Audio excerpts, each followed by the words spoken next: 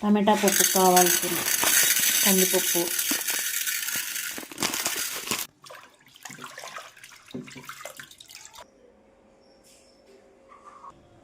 టమాటా పప్పు కావాల్సింది టమాటాలు,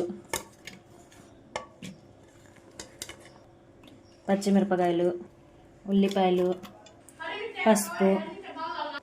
మనం ముందుగా పచ్చిమిరపకాయలు వేసుకున్నాం కాబట్టి లైట్గా కారం, వాటర్,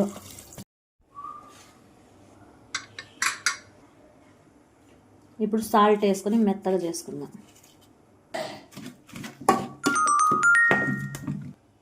మరీ మెత్తగా చేసుకోవాలండి, కచ్చా పక్కగా ఉండాలి.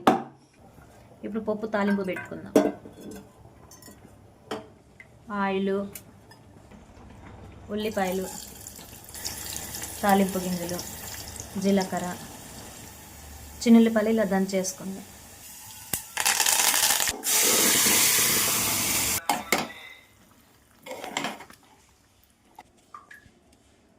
కొత్తిమీర.